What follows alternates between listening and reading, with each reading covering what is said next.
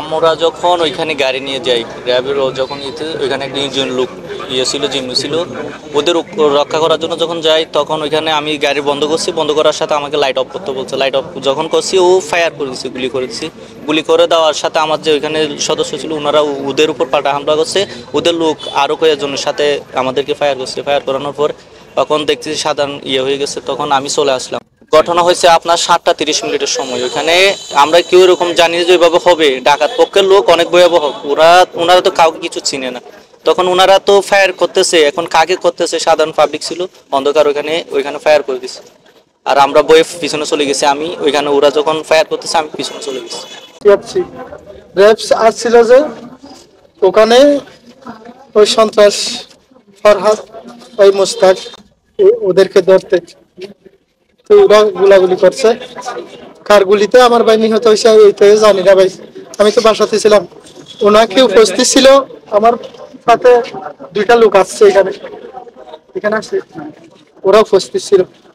বা কার গুলিতে আমার ভাই নিহত হয়েছে ওরা দেখছে, ওরা চোখে দেখছে, ওরা জানবে ভাই।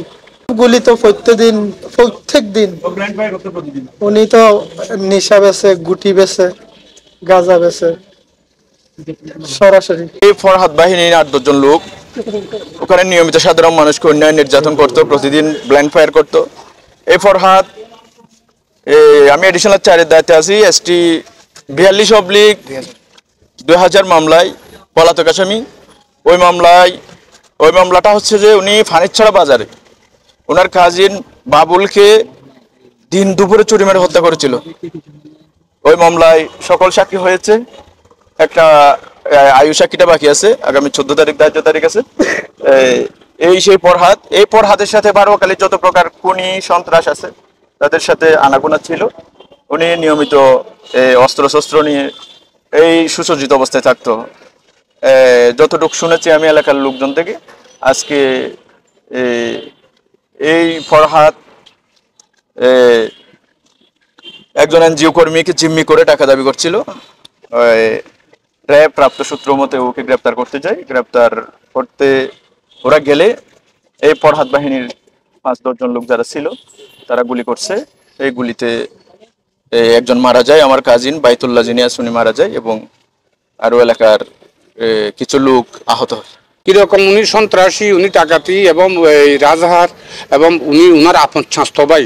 উনি 1900 কত সালে মনে পড়ে না, 1995 সালে বাবুলকে হত্যা করেছে ফরহাদ দিন দুপুরে। পরে র্যাব স্যার বললে একটা করছে, আমি দৌড়ে চলে গেছি। প্রথমে লাগে না, পরে আমি আবার দৌড়ে বাঁধিয়ে নিছি।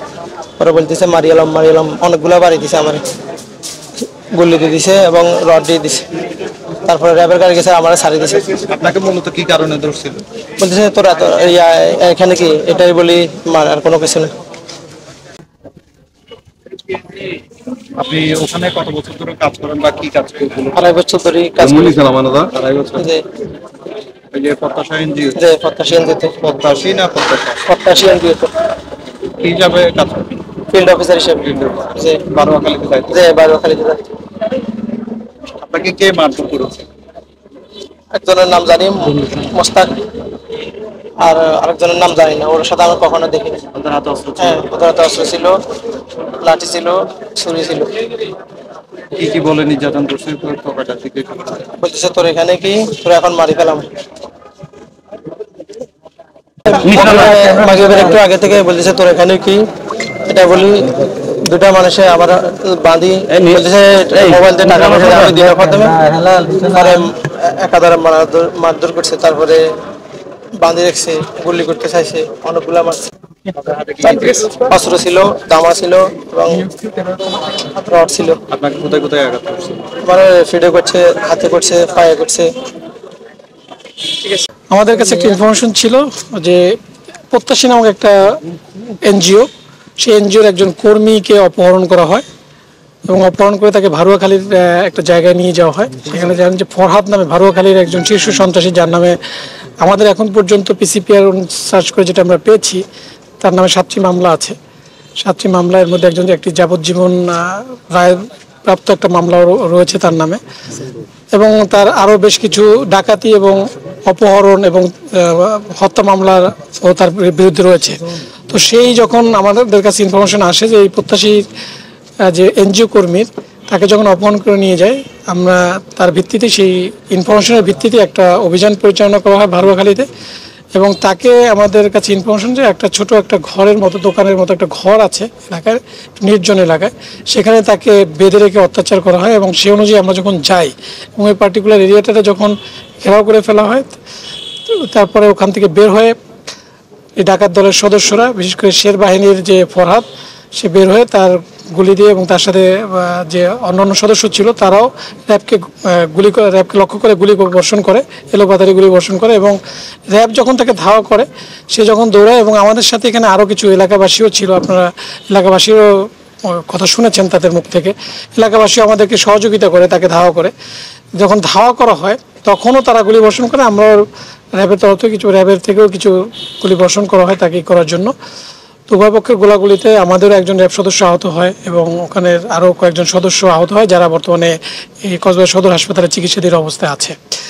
এই ছিল। এবং আমরা যে জিম্মি যাকে করা হয়েছিল, যে মাসুদ নামের যে প্রত্যাশী এনজিও কর্মী মাসুদ, তাকে আমরা মুমূর্ষু অবস্থায় তাকে উদ্ধার করা হয়েছে এবং তার সাক্ষাৎকার আপনারা নিয়েছেন। সে বর্তমানে এই হাসপাতালে চিকিৎসাধীন রয়েছে।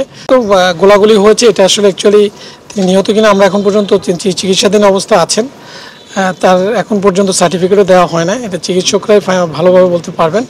এটা আমরা হয়তো বা চিকিৎসকদের রিপোর্টের জন্য অপেক্ষা করি। আমরা গোলাগুলি হয়েছে কার গুলিতে, যেহেতু স্বাভাবিকভাবে আমাদের সাথে যখন সিভিলিয়ানরা সহযোগিতা করেছে, তো ডাকাতদের গুলিতে, কারণ ওরা এলোপাথারিভাবে গোলাগুলি করেছিল, ডাকাতদের গুলিতেই এই হওয়ার সম্ভাবনা বেশি।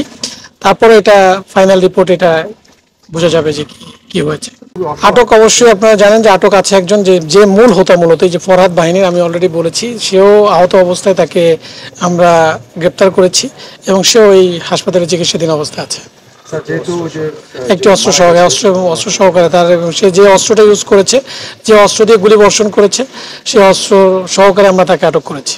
মুক্তিপণ তো অবশ্যই চেয়েছে, মুক্তিপণ না চাইলে তো আমাদের কাছে তো ইনফরমেশন আসে না। মুক্তিপণ তো নিশ্চয়ই চেয়েছে, মুক্তিপণ চাওয়ার কারণে তো আমাদের কাছে ইনফরমেশন আসছে যে তাকে করা হয়েছে। সেই তথ্যের ভিত্তিতে আমরা অভিযানটা পরিচালনা করি।